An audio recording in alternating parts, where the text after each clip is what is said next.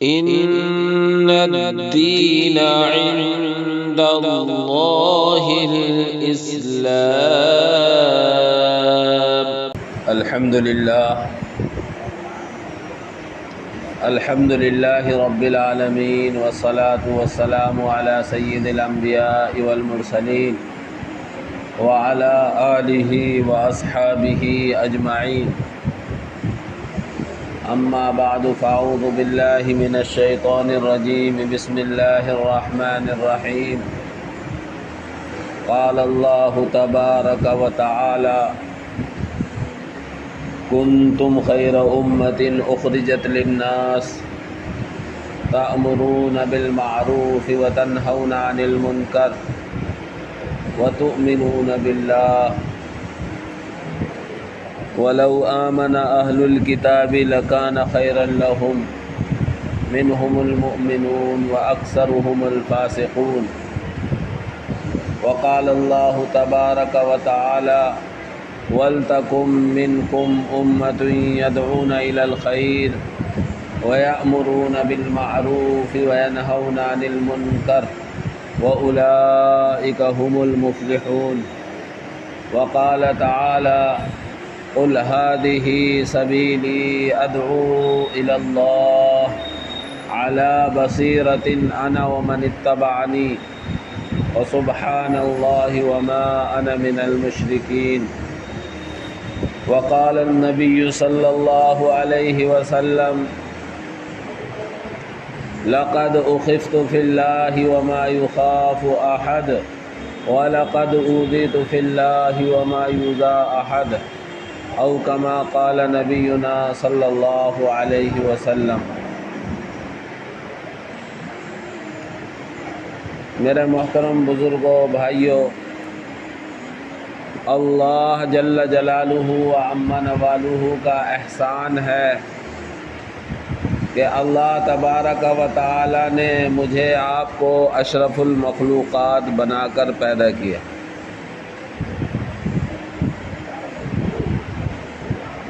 یہ اللہ کا بہت بڑا انعام ہے، اور اس انعام کے ساتھ ساتھ اللہ رب العزت والجلال نے ہمیں ایمان کی دولت سے سرفراز کیا، اس معنی میں کہ ہمیں اللہ تبارک و تعالی نے ایمان والے کے گھر میں پیدا کیا. ایمان اللہ رب العزت والجلال کے خزانے کی بہت بڑی دولت ہے. ایمان سے بڑھ کر دولت کوئی نہیں. ایمان ہی ایسی دولت ہے کہ اللہ تبارک و تعالی اس دنیا میں بھی ایمان کی نسبت پر عزت عطا فرمائے گا، اور کل قیامت میں ایمان ہی کی بنیاد پر اللہ تبارک و تعالی جہنم سے بچا کر جنت میں داخل فرمائے گا. گویا دنیا میں عزت اور سرخ روئی حاصل کرنی ہے تو ایمان شرط، اور آخرت میں جہنم سے بچنا ہے اور جنت میں جانا ہے تو اس کے لیے بھی ایمان شرط. اسی لیے اللہ رب العزت نے بار بار ہمیں آپ کو اس بات کی طرف متوجہ کرنے کے لیے سب سے پہلے تو خود اللہ تبارک و تعالی نے حضرت آدم علی نبینا وعلیہ الصلاۃ والسلام کی پیٹھ پر ہاتھ مارا اور چیونٹی کی شکل میں ہم سب کو نکالا، اور ساری انسانیت کو جو آدم سے لے کر اور آخری انسان تک دنیا میں آنے والے ہیں سب کو جمع کر کے اللہ تبارک و تعالی نے ہم سے، آپ سے، جو اللہ کو ماننے والے ہیں ان سے بھی، جو اللہ کو نہ ماننے والے ہیں ان سے بھی سوال کیا. کیا سوال کیا؟ 9 پارے میں آدھے پارے سے تذکرہ کیا گیا ہے. وَإِذْ أَخَذَ رَبُّكَ مِنْ بَنِي آدَمَ مِنْ ظُهُورِهِمْ ذُرِّيَّتَهُمْ وَأَشْهَدَهُمْ أَلَسْتُ بِرَبِّكُمْ. قالوا بلا شہدنا علی انفسنا۔ اللہ قرآن میں اس وعدے کا، اس عہد کا تذکرہ کرتا ہے اور ہمیں آپ کو یاد دلا رہا ہے۔ وہ وقت یاد ہے تمہیں جب تمہارے پروردگار نے تم سے عہد اور پیمان لیا، تم سے وعدہ لیا، من بنی آدم کی اولاد سے، ان کی پیٹھوں سے ان کو نکالا اور ان سے کہا الستُ بربکم، کیا میں تمہارا پروردگار ہوں؟ ہم سب نے اور پوری انسانیت نے کہا تھا بلا، ہاں آپ ہی ہمارے پروردگار ہیں۔ شہدنا علی انفسنا، ہم اپنے خلاف اپنے اوپر گواہ ہیں۔ تو سب سے پہلے تو ہمارے ایمان کی وہاں فکر کی گئی۔ اللہ تبارک و تعالیٰ نے سب کو دنیا میں بھیجنے سے پہلے عہد و پیمان لے لیا، اور ہم سب اقرار کر کے آئے ہیں رب تیری ہی مان کر زندگی گزاریں گے، تو ہی ہمارا رب ہے۔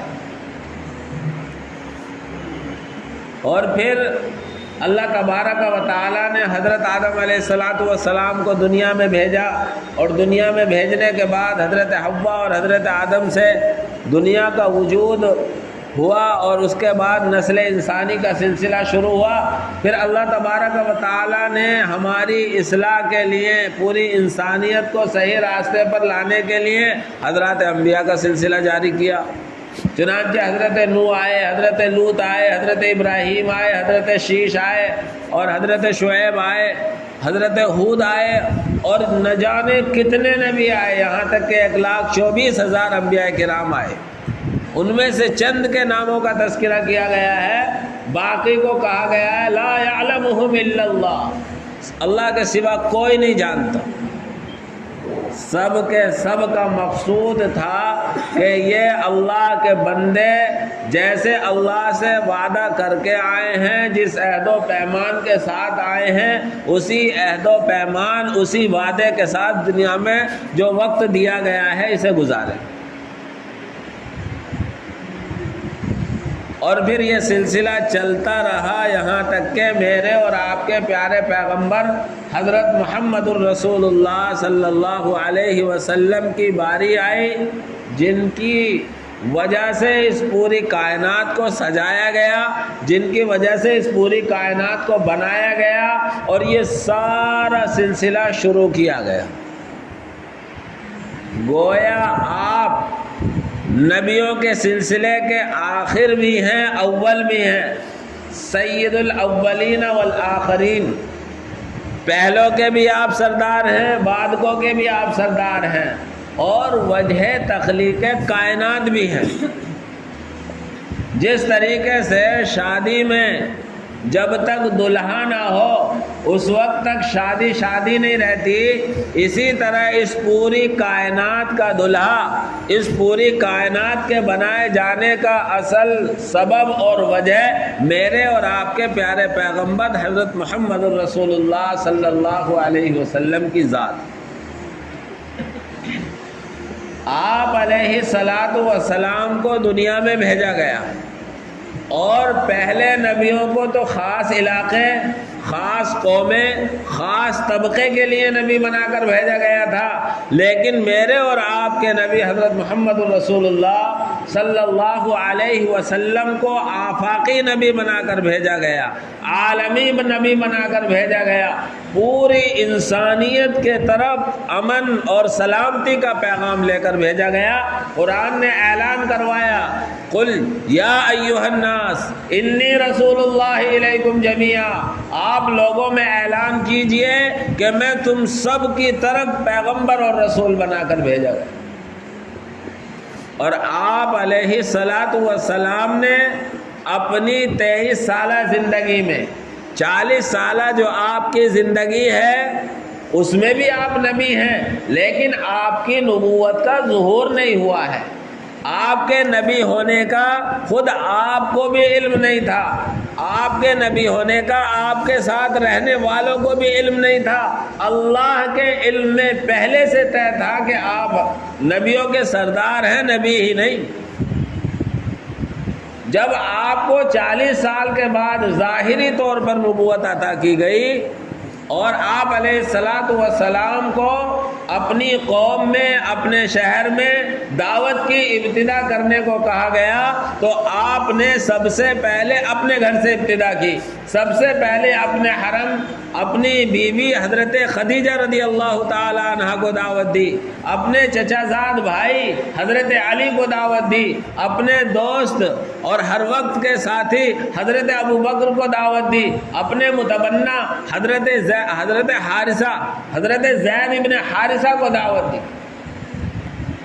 کچھ دنوں یہ سلسلہ چلا، پھر آپ کو حکم آیا وَأَنذِرْ عَشِيرَتَكَ الْأَقْرَبِينَ، اب آپ اپنی دعوت کا دائرہ بڑھائیے۔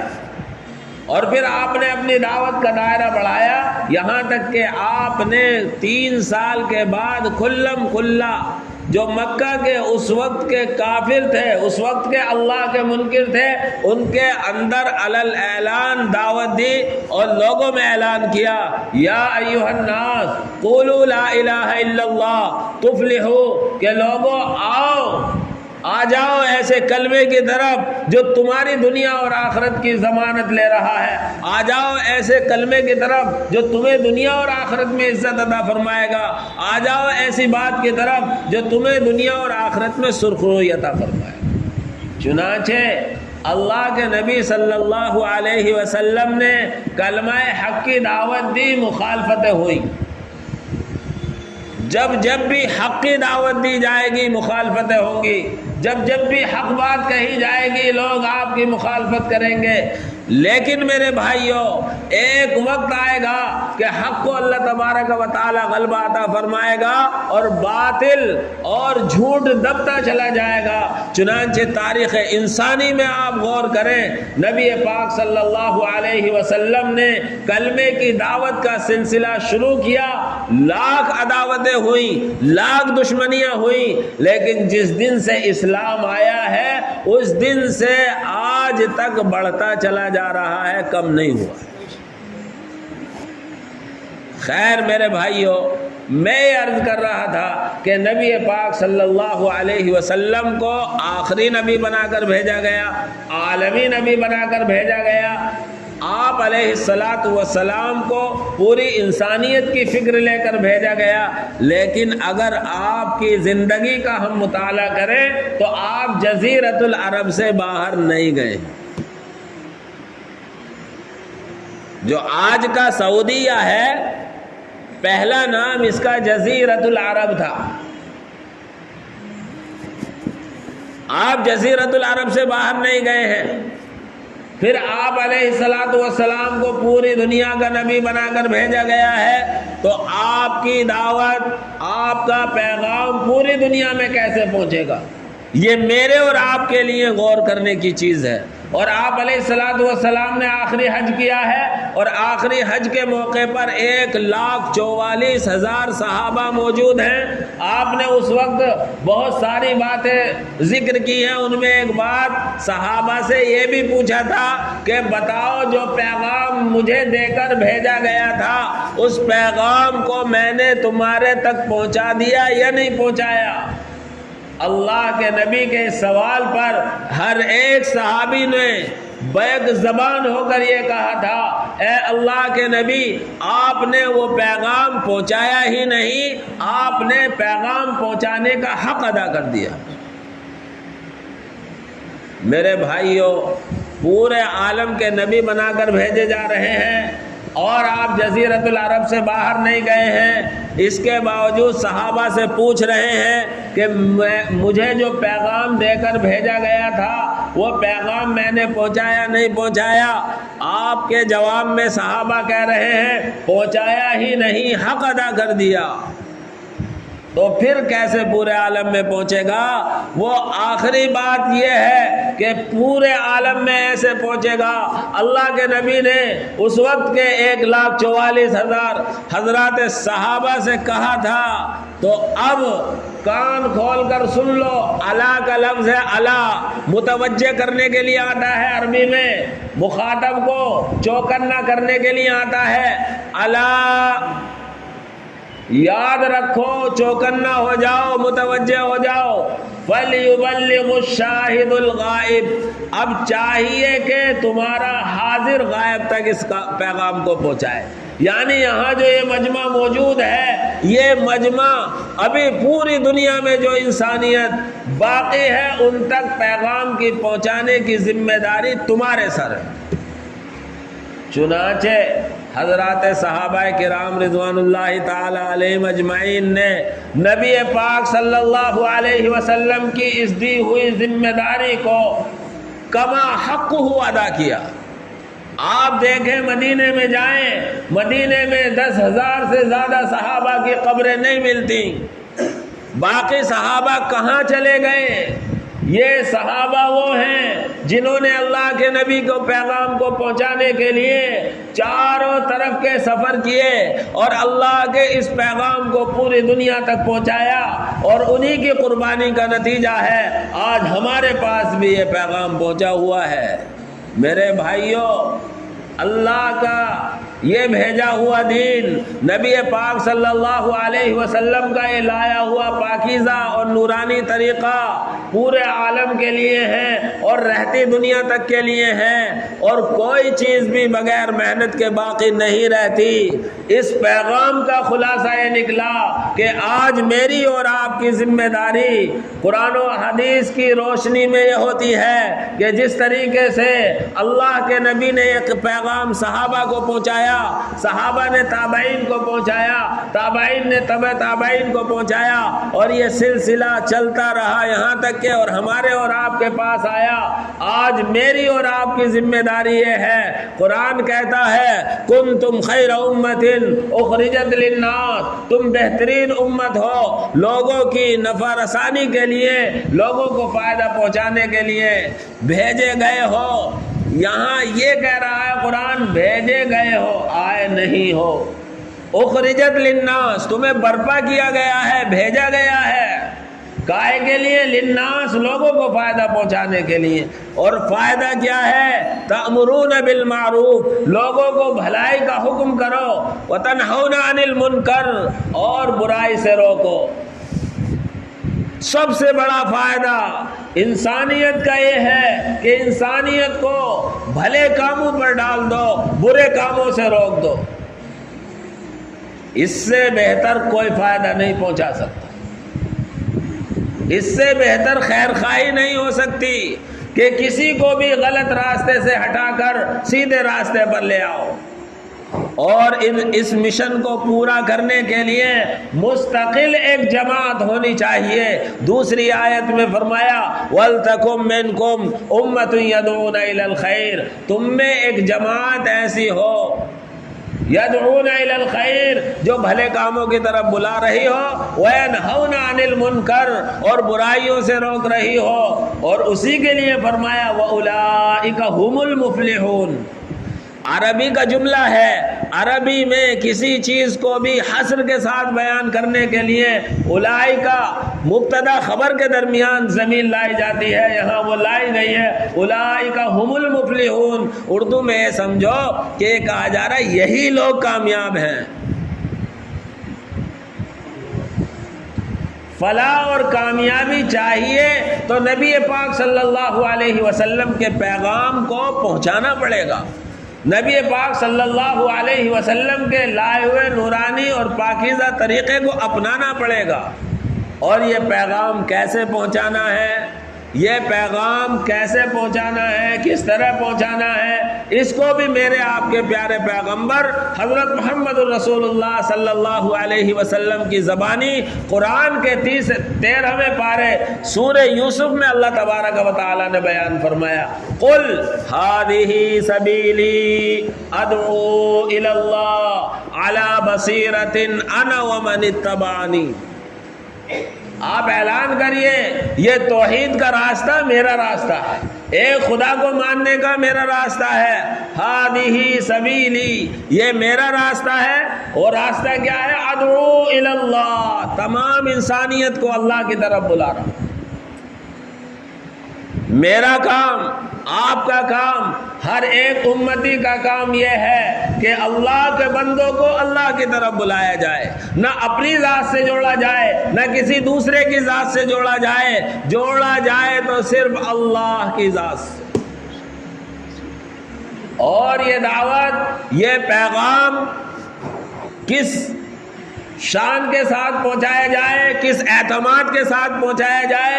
علی بصیرۃ انا ومن اتبعنی، میں بھی اور جو میرے ساتھ میرے معاون ہیں، میرے مددگار ہیں، میرے پیغام کو لے کر چل رہے ہیں، بصیرت پر ہیں، دلیل پر ہیں، کسی طرح کا شک اور شبہ نہیں ہے ذرہ برابر۔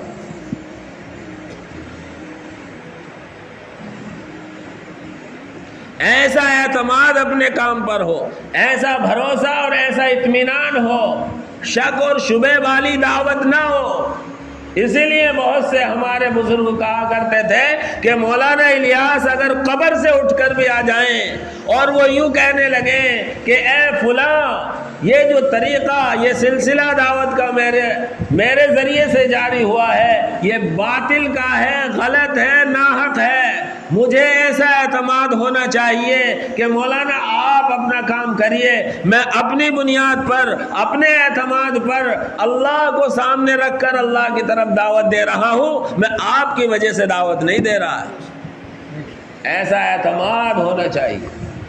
علی بصیرۃ انا ومن اتبعنی، میں بھی اعتماد پر ہوں، میرے ماننے والے بھی اعتماد پر ہیں۔ ہر ایک ساتھی کا، ہر ایک کام کرنے والے کا اللہ کی ذات پر ایسا یقین ہونا چاہیے، اللہ کی ذات پر ایسا بھروسہ ہونا چاہیے، قرآن و حدیث پر ایسا یقین ہونا چاہیے۔ سبحان اللہ، اللہ کی ذات پاک۔ وما انا من المشرکین، اور میں شرک کرنے والوں میں سے نہیں ہوں۔ اس لیے اللہ کی ذات و صفات پر ایسا یقین ہو، ایسا اعتماد ہو کہ میں روزی بھی کھا رہا ہوں تو مجھے یقین ہو کہ میں 10 روٹی بھی کھا جاؤں گا تو پیٹ نہیں بھرے گا جب تک کہ اللہ کا حکم نہ ہو۔ میں بیمار ہوں، دوائی کھا رہا ہوں تو مجھے ایسا یقین اور اعتماد ہو کہ دوائی شفا دینے والی نہیں ہے، شفا اللہ دے گا۔ یہ دوائی میں ایک خوراک کے بجائے 2 خوراک بھی کھاؤں گا تب بھی شفا نہیں ہوگی۔ اور ہر معاملے میں، ہر چیز میں اللہ کی طرف ہماری آپ کی توجہ ہو۔ اور جب اس بصیرت کے ساتھ ہم دعوت دیں گے، توحید کے ساتھ دعوت دیں گے، تو پھر دعوت کیسی ہوگی؟ دوسری 14ویں پارے کی آیت میں اللہ تبارک و تعالی ارشاد فرماتا ہے، ادعو الی سبیل ربک بالحکمت والموعظۃ الحسنہ وجادلہم باللتی ہی احسن ان ربک هو اعلم بمن ضل عن سبیلہ وهو اعلم بالمہتدین۔ ہمارے اندر جب ہم اللہ کے بندوں کو اللہ کی طرف بلا رہے ہوں تو سب سے پہلی چیز حکمت ہو۔ حکمت میں کیا؟ موقع شناسی ہمارے پاس ہو۔ کیسا موقع ہے؟ مزاج شناسی ہمارے پاس ہو کہ مزاج کیا ہے سامنے والے کا، جس موقع کی بات ہو اس موقع سے کی جائے، جس مزاج کا بندہ ہو اس سے اس مزاج کی بات کی جائے، اور اس مزاج کے ساتھ ساتھ اسے اصل اللہ کی طرف بلانے کی دعوت دی، اللہ کی طرف بلایا جائے۔ اس لیے حکمت، ہر ایسی بات جس کے ذریعے سے اللہ کے بندوں کو اللہ سے قریب کیا جا سکے وہ حکمت میں آئے گی۔ مزاج شناسی بھی حکمت میں آئے گی، موقع شناسی بھی حکمت میں آئے گی۔ کہیں موقع اشاروں میں ہے، اشاروں میں بات کہی جائے گی، کہیں موقع تفصیل سے بات کرنے کا ہے، تفصیل سے بات کی جائے گی، کہیں موقع مزاج ایسا ہے کہ وہ کاروبار کی زیادہ کرتا ہے تو پہلے اس سے اس کے کاروبار میں گھس کر اس کے کاروبار کے حال احوال لیے جائیں گے، پھر اسے اللہ کی طرف متوجہ کیا جائے گا۔ دوسرا کیا ہونا چاہیے؟ والموعظۃ الحسنہ،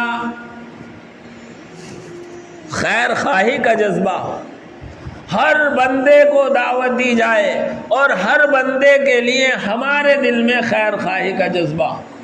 اس لیے اللہ کے نبی نے فرمایا الدین النصیحہ، دین تو خیر خواہی کا نام ہے۔ خیر خواہی کس کے لیے ہوگی؟ صحابہ نے پوچھا، للہ ولرسولہ ولائمۃ المسلمین وعامتہم، اللہ کے لیے بھی خیر خواہی ہو، اللہ کے رسول کے لیے بھی ہو، مقتدی اور ذمہ داروں کے لیے بھی ہو، اور عام مسلمانوں کے لیے بھی ہو۔ تو ہمارے اندر دوسری چیز دعوت دینے میں سامنے والے کے لیے خیر خواہی کا جذبہ معجزن ہو، بھرا ہوا ہو ہمارے دل میں، ہم اس کے لیے اپنے دل سے ایسا جذبہ رکھتے ہو کہ یہ اللہ کا بندہ کس طرح اللہ کی طرف آنے والا بن جائے۔ اور کہیں اگر بحث و مباحثے کی ضرورت پڑ جائے، وَجَادِلْهُمْ بِالَّتِي هِيَ أَحْسَنُ، تو اگر بحث و مباحثے کی ضرورت پڑے تو ایسے طریقے سے بحث و مباحثہ کرو جو بہتر ہو، بد زبانی نہ ہو، بد کلامی نہ ہو، بدتمیزی نہ ہو، سامنے والے کی حیثیت عرفی کا پورا لحاظ رکھا جائے، اس لیے کہ ہم کسی کو ہدایت پر لانے کے لیے مامور نہیں ہے، صرف دعوت دینے کے لیے مامور۔ اللہ کے نبی صلی اللہ علیہ وسلم کے ساتھ کیا کچھ نہ کیا گیا، لیکن میرے بھائیوں، نبی پاک صلی اللہ علیہ وسلم نے کبھی کسی کے لیے کوئی بد دعا زبان سے نہیں نکالی۔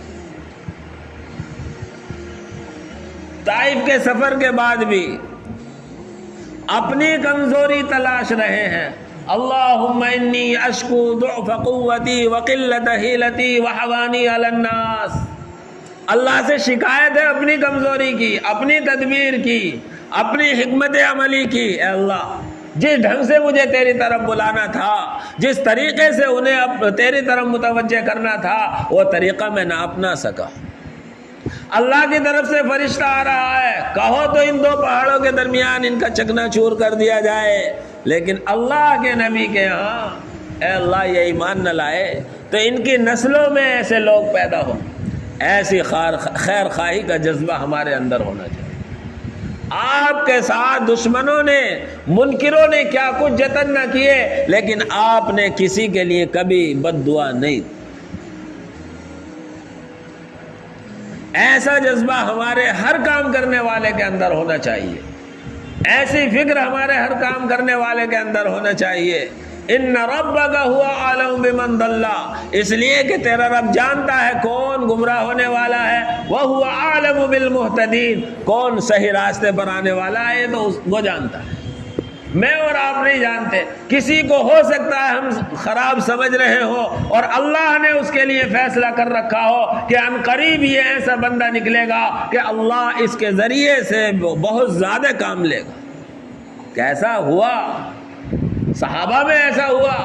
عمر رضی اللہ تعالی عنہ جب تک ایمان میں داخل نہیں ہوئے، جب تک مسلمانوں کے، اسلام کے اور خود رسول اللہ صلی اللہ علیہ وسلم کی ذات کے دشمن ہیں، لیکن اللہ کے نبی دعا مانگ رہے ہیں۔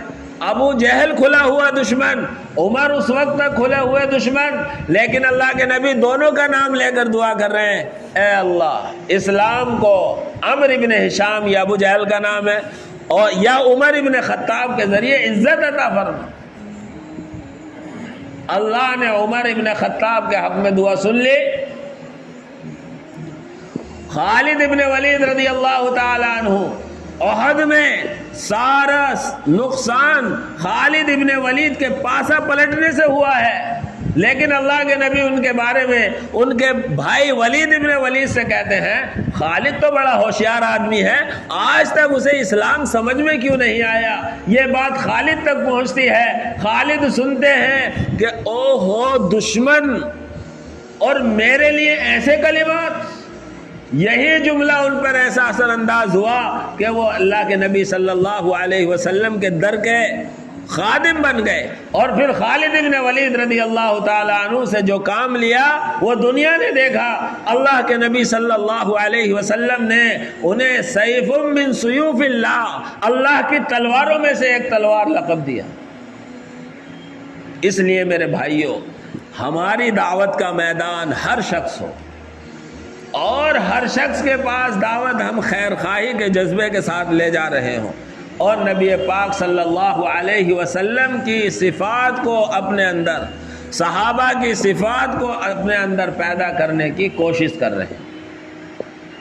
جب ہم اس طریقے سے دعوت کی محنت کریں گے اور دین کی دعوت دیں گے تو اللہ کی ذات سے امید ہے اللہ تبارک و تعالی ہمیں اور آپ کو بھی کل قیامت میں دین کے ادنا خادموں میں تو ضرور اٹھائے گا انشاءاللہ۔ اس لیے میرے بھائیوں، میرے آپ کے لیے سب سے بڑی ضرورت نبی پاک صلی اللہ علیہ وسلم اور صحابہ کی سیرت ہے۔ میرے معاملات صحابہ کی اور رسول اللہ صلی اللہ علیہ وسلم کی سیرت پر ہو، میرا اٹھنا بیٹھنا اللہ کے نبی صلی اللہ علیہ وسلم اور صحابہ کی سیرت پر ہو، میرا چلنا پھرنا اللہ کے نبی صلی اللہ علیہ وسلم اور صحابہ کی سیرت پر ہو۔ اس لیے کہ میرے بھائیوں، آج ہمیں لوگ نمونے کے طور پر دیکھتے ہیں، لوگ ہمیں مثالوں میں پیش کرتے ہیں، ہم اور آپ یقیناً مثال دینے کے قابل نہیں ہیں، ہم اور آپ اس قابل نہیں ہیں کہ ہمیں نمونے کے طور پر دیکھا جائے۔ نمونے کے طور پر تو دیکھنے کے لیے اللہ کے نبی نے صحابہ کو تیار کیا تھا۔ اسی لیے عبداللہ ابن مسعود نے فرمایا تھا کہ اگر تمہیں کسی کا اقتداء کرنا ہے تو صحابہ کرام کی جماعت ہے جن کا اقتداء کرنا ہے۔ ان میں ساری خوبیاں تھیں، علمی اعتبار سے گہرائی لیے ہوئے تھے، آپس میں تکلف بازی نہیں تھی، اور نبی پاک صلی اللہ علیہ وسلم کے دین کو تقویت پہنچانے کے لیے صحابہ کی جماعت کو اللہ نے منتخب کیا تھا۔ انہی کا اتباع کرو، انہی کی پیروی کرو۔ تو میں اور آپ کچھ نہیں ہیں، لیکن دنیا والے یا جو ابھی دعوت سے دور ہیں، جو دین سے دور ہیں، ہمارے ایمان والے بھی وہ ہمیں دیکھ کر آگے چلیں گے، ہمیں دیکھ کر وہ اپنا قدم بڑھائیں گے۔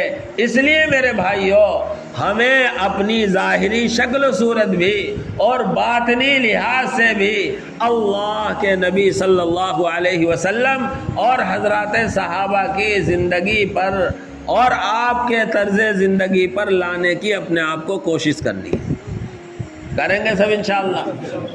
جب تک ہم نبی پاک صلی اللہ علیہ وسلم کی سیرت پر نہیں آئیں گے، جب تک ہم صحابہ کی سیرت کو نہیں اپنائیں گے، ہم جہاں ہیں اس سے آگے نہیں بڑھیں گے، اور ہمارے پیچھے والا مجمع جو ہمیں دیکھ رہا ہے وہ ہماری جگہ تک نہیں آئے گا۔ اس لیے پہلے ہمیں قدم بڑھانا پڑے گا تاکہ پیچھے والے بھی آگے کو بڑھ جائیں۔ لیکن میرے بھائیوں، جو جتنا ٹائم دے رہا ہے ہم اس کا احسان مانیں، ہم اس کی قدر کریں، اسے ہم کسی طریقے سے بھی کمزور اور حقیر نہ جانیں۔ ہر ایک کی کوئی نہ کوئی مجبوری ہوتی ہے، ہر ایک کی کوئی نہ کوئی پریشانی ہوتی ہے۔ ہم اللہ سے تنہائیوں میں ہر ساتھی کے لیے دعا کر رہے ہوں اور اسے حوصلہ دے رہے ہوں، قربانی کے لحاظ سے ہم اپنے آپ کو آگے بڑھا رہے ہوں اور اپنے ساتھیوں کی خبرگیری کر رہے ہیں۔ ایسا نہ ہو کہ شیطان ہمیں اپنے ساتھیوں کی طرف سے بدگمان کر دے، ہاں ساتھی تو کسی مجبوری کی وجہ سے پورا ٹائم نہیں دے رہا، اور ہم بدگمانی کی وجہ سے کہیں ناکامیوں کے گڑھے میں نہ گر جائیں۔ شیطان یہ بہت پٹی پڑھاتا ہے، ارے وہ تو مشورے میں دکھائی دینے کے بعد نہ ملاقاتوں میں دکھائی دے، نہ تعلیم میں دکھائی دے، ارے وہ تو صرف چہرہ دکھانے کے لیے آ جاتا ہے، ارے وہ امام صاحب جو ہیں وہ تو تعلیم بھی نہیں کرتے۔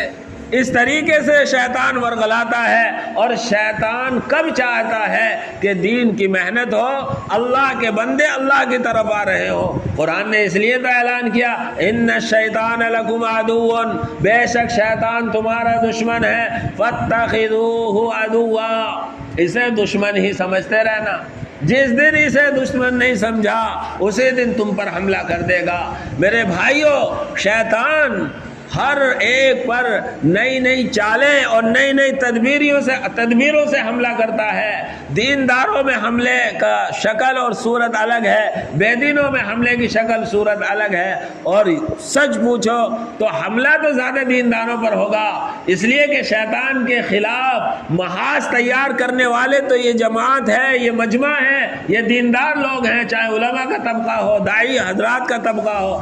ارے جن کے پاس دین ہے ہی نہیں، دین سے وہ کوس دور ہیں، وہاں شیطان کو محنت کرنے کی بالکل ضرورت نہیں ہے۔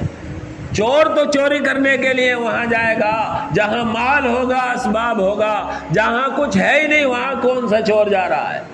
دین اور دین کی باتیں اور دین پر عمل کرنے کی ترغیب تو اس مجمع میں، علماء کے مجمع میں ملے گی، اس لیے شیطان یہی محنت کرے گا۔ اس لیے میرے بھائیوں، ہم ایک دوسرے کی قدردانی کے ساتھ، ایک دوسرا جو وقت دے رہا ہے اس کی حوصلہ افزائی کے ساتھ ہر ایک اپنے آپ کو آگے بڑھانے کی فکر کرے، جیسا کہ حضرات صحابہ اپنے آپ کو آگے بڑھاتے تھے اور اپنے ساتھیوں کو ترغیب دیا کرتے تھے، اسی طریقے سے ہمیں بھی اس عمل کو کرنا ہے۔ اللہ مجھے بھی عمل کی توفیق عطا فرمائے، آپ حضرات کو بھی توفیق عطا فرمائے، اور اللہ رب العزت ہم جو کچھ کر رہے ہیں، جتنا کر رہے ہیں، اللہ تبارک و تعالی اس کو قبول فرمائے، اور ہمیں مرتے دم تک کے لیے اللہ تبارک و تعالی صحت و عافیت کے ساتھ اس کام کو کرتے رہنا آسان فرمائے۔ آمین۔ وآخر دعوانا ان الحمدللہ۔